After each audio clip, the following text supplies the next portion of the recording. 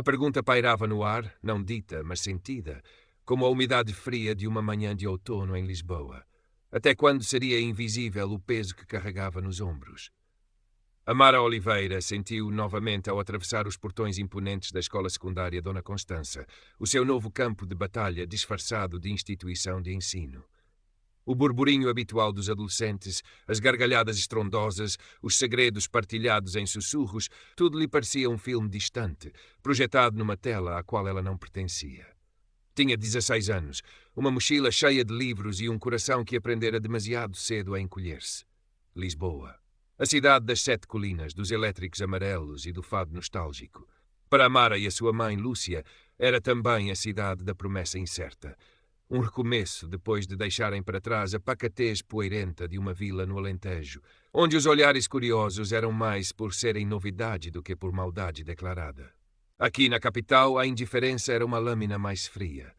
Lúcia desdobrava-se em 2 empregos de limpeza, as mãos gretadas e o cansaço estampado no rosto ao final do dia, tudo para que Amara pudesse ter oportunidades. Oportunidades. A palavra ecoava na mente de Amara com uma ironia amarga, enquanto ela desviava o olhar dos grupos que se formavam no pátio. O seu primeiro dia fora uma névoa de corredores desconhecidos e rostos anônimos, ou quase anônimos. Um rosto em particular destacara-se, não pela amabilidade, mas pelo brilho trocista nos olhos azuis, frios como o Tejo em janeiro. Gonçalo Vasconcelos. O nome chegara-lhe aos ouvidos nos murmúrios, associado a uma aura de popularidade e intocabilidade. Loiro, alto, vestido com roupas de marca que provavelmente custavam mais do que Lúcia ganhava num mês. Ele e o seu séquito, rapazes igualmente arrogantes, raparigas com sorrisos forçados, pareciam donos do espaço, movendo-se com uma confiança que Amara só podia sonhar em ter. Foi na aula de História, ironicamente, que o primeiro golpe foi desferido. A professora Dona Mafalda, uma senhora de óculos na ponta do nariz e ar vagamente distraído, lançou uma pergunta sobre a expansão marítima portuguesa. Um silêncio hesitante instalou-se na turma. Amara, que sempre amara a história e devorara os livros da biblioteca municipal na sua antiga terra, levantou a mão timidamente. A sua resposta, clara e bem fundamentada, surpreendeu a professora, que lhe dedicou um raro sorriso de aprovação. Foi então que ouviu. Um ressonar propositado, seguido de um sussurro sibilante de Gonçalo ao colega do lado, alto o suficiente para ser ouvido por quem estivesse perto. Até a preta da selva sabe mais que tu, Zé. Um risinho abafado percorreu as mesas mais próximas. Amara sentiu o sangue fugir-lhe do rosto, o calor da humilhação a subir-lhe pelas orelhas. Encolheu-se na cadeira, o sorriso da professora a desfazer-se na sua memória, substituído pela imagem do olhar trocista de Gonçalo. A selva. Era assim que ele a via, um animal exótico, deslocado. A aula continuou, mas Amara já não ouvia. Apenas o eco daquelas palavras, marcando o início de algo que ela temia, mas ainda não compreendia totalmente a dimensão. O peso nos seus ombros ficara subitamente mais pesado. Os dias seguintes transformaram o receio de Amara numa certeza dolorosa. Gonçalo e o seu grupo pareciam ter encontrado nela o seu novo divertimento. Os comentários disfarçados na aula de História foram apenas o prelúdio. Agora eram encontrões acidentais nos corredores apinhados, livros que lhe caíam misteriosamente das mãos e os nomes. Os nomes. Favelada. Macaca. Volta para a tua terra. As palavras eram atiradas como pedras, por vezes em sussurros venenosos, outras vezes em gritos disfarçados de brincadeira, sempre acompanhados pelas gargalhadas cruéis do grupo. O seu cabelo, um dia o seu orgulho secreto, as tranças elaboradas que a mãe lhe fazia com tanto carinho, ou os caracóis densos que ela gostava de sentir soltos, tornaram-se um alvo predileto. Ninho de pássaros, esfregão de arame. Amara começou a prendê-lo num coque apertado e sem graça, na esperança de o tornar menos visível, menos exótico. Cada insulto era uma pequena morte, um pedaço da sua já frágil autoestima que se desvanecia. Os intervalos eram os piores. O pátio da escola, um espaço amplo e soalheiro, transformara-se num campo minado. Ela procurava os cantos mais isolados, a companhia de um livro como único escudo. Mas eles encontravam-na. Rodeavam-na, não com violência física direta, eram demasiado cobardes para isso, pelo menos por enquanto, mas com a sua presença intimidatória, os seus olhares de desprezo, as suas piadas internas que ela sabia serem sobre si. O cheiro do desinfetante dos corredores da escola começou a causar-lhe náuseas, associado ao medo constante. Tentou ignorar. Baixava a cabeça, apressava o passo, fingia não ouvir, mas o veneno infiltrava-se, corroendo-a por dentro. As noites tornaram-se longas, povoadas por pesadelos onde os rostos trocistas de Gonçalo e dos seus seguidores se multiplicavam. Começou a perder o apetite.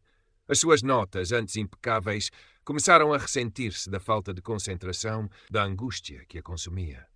Um dia, ao abrir o seu cacifo, encontrou-o vandalizado.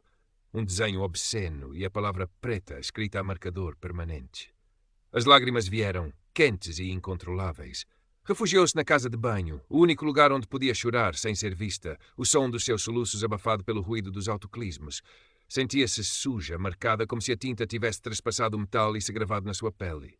O cyberbullying não tardou.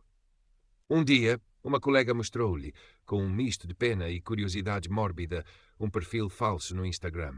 A foto da Mara tirada à traição durante uma aula estava lá, acompanhada de legendas cruéis sobre a sua aparência, a sua inteligência, a sua raça. Comentários anónimos multiplicavam-se, cada um mais vil que o anterior. Que nojo! Esta devia ser deportada. Alguém lhe deu uma banana. A Mara sentiu o chão desaparecer sob os seus pés. O ataque já não se limitava aos muros da escola. Invadira o seu espaço virtual, perseguindo-a até à segurança precária do seu quarto. Desligou o telemóvel, o coração a bater descontroladamente. Como podiam ser tão cruéis? O que lhes fizera ela, além de existir? No meio daquele turbilhão de sofrimento, a Mara tentou procurar ajuda. Ganhou coragem e falou com a sua diretora de turma, a Dona Ermelinda, uma mulher que lhe parecera nos primeiros dias ter um ar compreensivo. Contou-lhe com a voz embargada sobre os insultos, o cacifo, o perfil falso. Dona Ermelinda ouviu-a com uma expressão compadecida, mas a sua resposta foi um balde de água fria. Minha querida Mara, isso é muito desagradável, claro, mas tens a certeza que não os provocaste de alguma forma? Às vezes, os rapazes são assim, um bocadinho brutos nas suas brincadeiras. Tenta não dar importância. Ignora. Eles acabam por se cansar. Ignorar. Como se fosse possível ignorar a dor que lhe rasgava a alma. Sentiu-se ainda mais sozinha, a sua voz silenciada pela indiferença de quem devia protegê-la. A escola, que devia ser um lugar de aprendizagem e crescimento, tornara-se a sua prisão. Lúcia, a mãe, percebia a tristeza no olhar da filha, o seu isolamento crescente. — O que se passa, meu amor? Perguntava, a preocupação a vincar-lhe a testa já cansada. Mas a Mara não conseguia contar-lhe toda a verdade. Como poderia adicionar mais um fardo aos ombros de uma mulher que já carregava o mundo? Limitava-se a dizer que eram problemas de adaptação, que sentia falta da antiga escola. Lúcia abraçava, os seus braços fortes a única fonte de consolo verdadeiro, mas a Mara sentia-se uma fraude por esconder a dimensão do seu tormento. Havia, no entanto, um par de olhos na turma que observava tudo em silêncio. Tiago Alves. Um rapaz calmo, de óculos e ar estudioso, que se sentava perto da janela e raramente participava nas palhaçadas da maioria. Não era negro. Vinha de uma família de classe média, sem grandes luxos, mas sem as dificuldades de Amara. Ele via os olhares de Gonçalo, ouvia os comentários abafados, presenciava os encontrões e sentia um nó no estômago. Medo, talvez. Medo de se tornar ele próprio um alvo se dissesse alguma coisa. Mas também uma crescente sensação de injustiça, de vergonha pela sua própria passividade. Um dia, no final de uma aula de português, Gonçalo e o seu braço direito, um rapaz corpulento chamado Rui, encurralaram a Mara junto à porta, bloqueando-lhe a passagem. Começaram a imitá-la de forma grotesca, exagerando os seus traços, falando num calão inventado que pretendia ser africano. A humilhação era palpável. A Mara estava paralisada, os olhos fixos no chão, as lágrimas a quererem saltar. A maioria da turma já tinha saído, mas Tiago, que se atrasara a arrumar os seus cadernos, viu tudo. Desta vez algo dentro dele quebrou. O medo ainda lá estava, mas a raiva e a compaixão foram mais fortes. — Deixem-na em paz, disse, a sua voz surpreendentemente firme. Gonçalo e Rui viraram-se, apanhados de surpresa. O olhar de Gonçalo era puro desprezo. — Olha, o Santinho Alves arranjou tomates? O que é agora? És o protetor dos desfavorecidos. Rui deu um passo ameaçador na direção de Tiago. Mas a intervenção, mesmo que breve, fora suficiente para quebrar o momento. Amara aproveitou a distração e conseguiu escapar, correndo pelo corredor. Tiago não recuou. Encarou Gonçalo. — O que vocês fazem não tem piada nenhuma. É só cruel. Gonçalo riu, um som oco e desagradável. — Anda, Rui, vamos embora. Não vale a pena perder tempo com este moralista. Afastaram-se, deixando Tiago tenso, mas com uma nova sensação de alívio por ter finalmente agido. No dia seguinte, Tiago procurou Amara no intervalo. Encontrou-a sentada sozinha num banco afastado. A ler, aproximou-se com hesitação. Amara! Ela levantou os olhos, surpreendida. Posso sentar-me? Ela anuiu, ainda desconfiada. Olha, começou Tiago, eu queria pedir desculpa, por ontem e por todas as outras vezes que não disse nada. Amara olhou para ele, os seus grandes olhos a examinar-lhe o rosto. Havia uma sinceridade na voz dele que ela não esperava. Não faz mal, murmurou ela. Faz, sim, insistiu Tiago. O que ele te faz, o Gonçalo, não é certo. Ninguém devia passar por isso. Um silêncio instalou-se entre eles, mas não era um silêncio constrangedor. Pela primeira vez em muito tempo, Amara sentiu que alguém havia, que alguém entendia, mesmo que só um bocadinho. Obrigada, disse ela, a voz pouco mais que um sussurro. Um pequeno sorriso hesitante surgiu nos lábios de Tiago. Não está sozinha nisto, disse ele. E naquele momento, Amara acreditou. A aliança improvável entre Amara e Tiago começou a florescer na sombra da adversidade. Encontravam-se discretamente nos intervalos na biblioteca, o refúgio de Amara, ou trocavam mensagens cautelosas. Tiago ouvia com uma paciência que ela nunca esperara encontrar. Amara, por sua vez, começou a partilhar, primeiro hesitantemente, depois com mais confiança, a extensão do seu sofrimento, as palavras cruéis, as noites mal dormidas, o medo constante. Temos de fazer alguma coisa, disse Tiago um dia, a sua expressão séria. Não podemos deixar que ele continue a fazer isto. Amara suspirou. Já tentei falar com a dona Ermelinda. Não adiantou nada. Então temos de ser mais inteligentes, respondeu Tiago. Temos de arranjar provas, coisas que eles não possam negar ou minimizar. A ideia assustou Amara. Enfrentar Gonçalo diretamente era uma coisa, mas conspirar contra ele parecia perigoso. E se fossem apanhados? As represálias seriam certamente piores, mas o olhar determinado de Tiago deu-lhe uma ponta de coragem. Talvez, apenas talvez, houvesse uma saída. Começaram o seu perigoso trabalho de detetives amadores. Tiago, com a sua descrição natural, conseguia por vezes gravar discretamente com o telemóvel os insultos que Gonçalo e o seu grupo lançavam a Amara nos corredores ou no recreio. Amara guardava todas as mensagens de cyberbullying, fazia capturas de ecrã dos comentários no perfil falso, anotava datas, horas e descrições pormenorizadas de cada incidente. Era um trabalho emocionalmente desgastante, reviver cada humilhação ao documentá-la, mas a sensação de estar a fazer algo, de estar a lutar, dava-lhe uma nova força. Descobriu também um escape nos seus desenhos. No seu caderno secreto que guardava debaixo do colchão, Amara criava mundos onde a justiça prevalecia, onde jovens negras como ela eram heroínas poderosas, com cabelos magníficos que eram fontes de magia e não de troça. Desenhar era a sua forma de sonhar, de resistir. Um dia, Tiago teve uma ideia. A festa de final de ano da escola, disse ele. É daqui a umas semanas. O Gonçalo adora ser o centro das atenções nesses eventos. Se ele tentar alguma coisa e se estivermos preparados... Amara sentiu um arrepio. A festa. Um lugar cheio de gente, de professores. Seria o palco perfeito para uma humilhação final por parte de Gonçalo ou para a sua própria tentativa de virar o jogo. Armados com um pequeno dossiê de provas, Amara e Tiago decidiram tentar novamente a via oficial. Desta vez, marcaram uma reunião com o diretor da escola, o professor Valadares, um homem de ar severo e reputação de ser justo, embora distante. Apresentaram as suas queixas, mostraram as mensagens, as gravações, com o áudio tremido e abafado, mas onde se percebiam os insultos. O professor Valadares ouviu-os atentamente, o seu rosto impenetrável. Agradeceu-lhes a coragem e prometeu uma investigação exaustiva. Nos dias seguintes, um pequeno tremor de mudança pareceu percorrer a escola. Gonçalo foi chamado ao gabinete do diretor. Houve rumores de que os seus pais também foram contactados. Por um breve período, o bullying direto a Amara diminuiu. Gonçalo lançava-lhe olhares carregados de ódio, mas continha-se. Amara sentiu um vislumbre de esperança. Seria possível que, finalmente, a justiça estivesse a caminho? A esperança, no entanto, foi sol de pouca dura. A investigação exaustiva pareceu esbarrar na influência da família Vasconcelos. Soube-se que o pai de Gonçalo fizera uma visita amigável ao diretor. O resultado foi uma repreensão verbal a Gonçalo, um pedido de desculpas forçado e pouco sincero a Amara na presença do diretor, onde ele conseguiu parecer mais vítima do que agressor, queixando-se de ser mal interpretado, e a promessa vaga de que a escola estaria atenta. Nenhuma suspensão, nenhuma consequência real. Para Amara foi como um soco no estômago. O sistema, mais uma vez, protegera os privilegiados. Gonçalo saiu da situação com um sorriso trocista nos lábios e Amara soube que a trégua terminara. Pior, ele agora sabia que ela e Tiago tinham tentado agir contra ele. A decepção foi profunda. Amara sentiu vontade de desistir, de se encolher novamente na sua concha. Mas algo mudara dentro dela.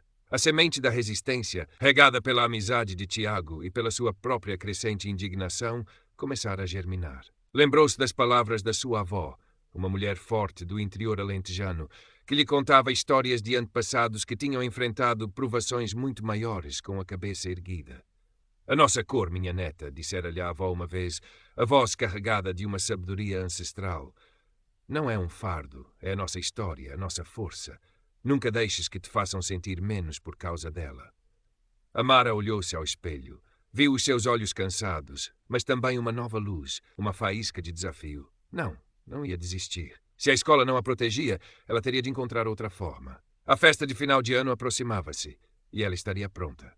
A noite da festa chegou, carregada de uma tensão quase elétrica para Amara e Tiago. O ginásio da escola fora decorado com balões e luzes coloridas. A música pop ecoava pelas paredes, abafando as conversas animadas dos alunos.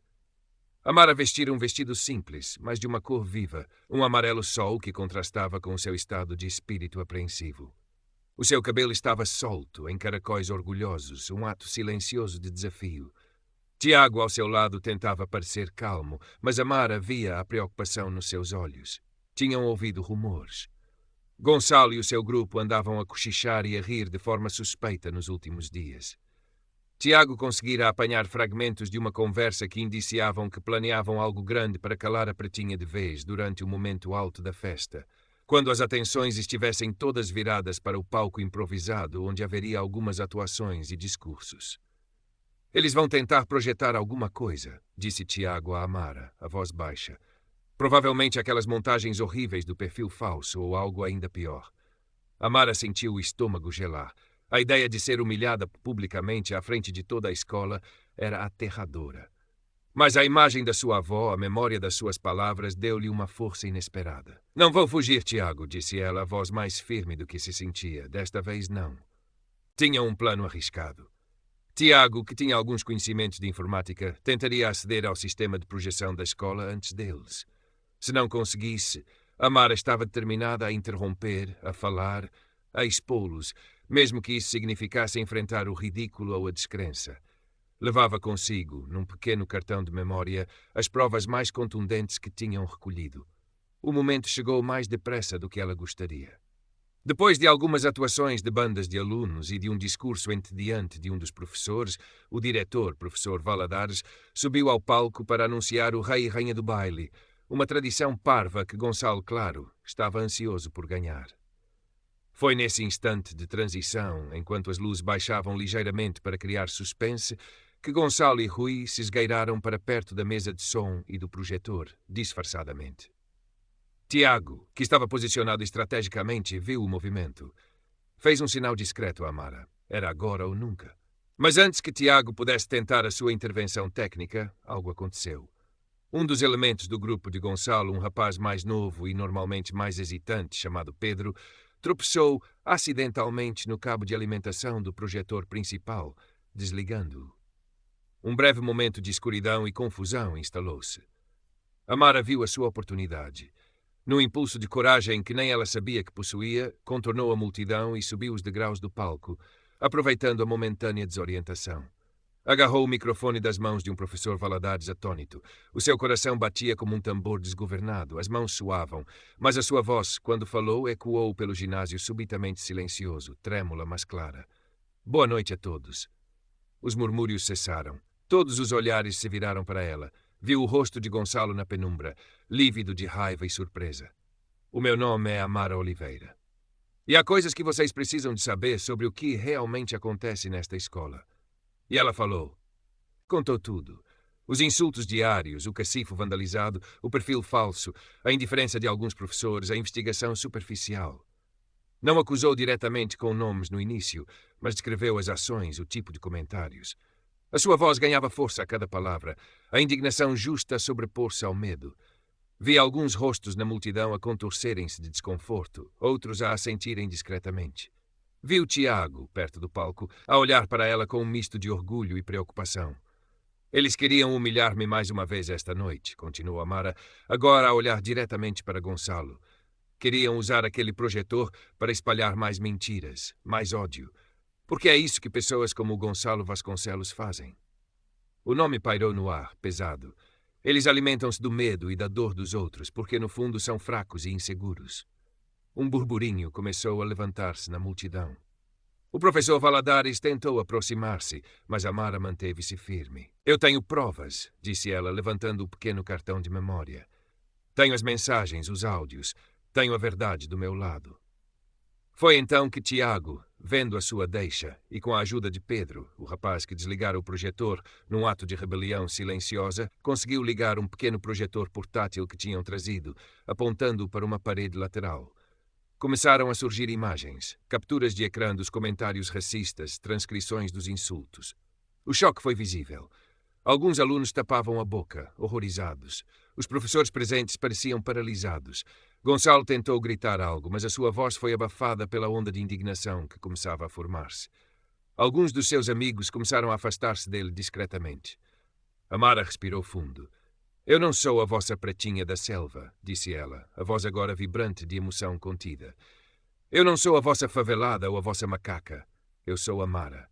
E a minha cor, o meu cabelo, a minha história são a minha força. E vocês, o seu olhar varreu o grupo de Gonçalo, agora diminuído e exposto, vocês não me vão calar mais. Largou o microfone. Um silêncio pesado e denso encheu o ginásio por um instante que pareceu uma eternidade. Depois, timidamente, um aplauso começou. Depois outro e mais outro, até que uma onda de aplausos e gritos de apoio envolveu Amara. Viu lágrimas nos olhos de alguns colegas, viu respeito onde antes havia indiferença. Viu o professor Valadares, finalmente, a caminhar na direção de Gonçalo com uma expressão que não deixava margem para dúvidas. A festa acabara, mas algo muito mais importante começara. O rescaldo daquela noite foi tumultuoso. A direção da escola, confrontada com a evidência pública e a pressão dos pais de outros alunos, alguns dos quais, chocados com o que viram, finalmente se manifestaram, não pôde mais varrer o problema para debaixo do tapete. Gonçalo Vasconcelos foi suspenso por um longo período. Correram rumores de que os seus pais o transfeririam para um colégio privado no final do ano letivo para evitar mais escândalos. O seu grupo de seguidores desfez-se como fumo ao vento, cada um tentando salvar a própria pele. Rui e outros envolvidos diretamente também sofreram sanções disciplinares. A influência da família Vasconcelos ainda conseguiu que as consequências não fossem uma expulsão definitiva. Mas a mancha na reputação de Gonçalo era indelével dentro da comunidade escolar. O seu reinado de terror terminara. Para Amara, os dias seguintes foram uma mistura de exaustão e um alívio profundo, quase doloroso. Recebeu inúmeras mensagens de apoio, abraços nos corredores, pedidos de desculpa de colegas que se tinham mantido em silêncio. Professores que antes a ignoravam, agora procuravam-na para conversar, para lhe oferecer ajuda. A sua relação com Tiago solidificou-se numa amizade verdadeira e leal. Pedro, o rapaz que desligara o projetor, também se aproximou, pedindo desculpa pela sua cobardia anterior e agradecendo a Amara pela sua coragem. A vida não se transformou num conto de fadas da noite para o dia. O racismo não desapareceu da escola por magia. Mas algo fundamental mudara. Amara mudara. Já não era a menina assustada que se encolhia nos cantos. Encontrara a sua voz, a sua força. Aprendera que o silêncio pode ser cúmplice e que a verdade, mesmo que dolorosa de proferir, tem um poder imenso. Alguns meses mais tarde, perto do final do ano letivo, Amara caminhava pelo pátio da escola. O sol de primavera aquecia-lhe o rosto. O seu cabelo, agora frequentemente solto, balançava ao ritmo dos seus passos confiantes. Já não baixava os olhos. Cumprimentava os colegas com um sorriso. Estava a trabalhar com Tiago e outros alunos num projeto para a criação de um núcleo de combate ao bullying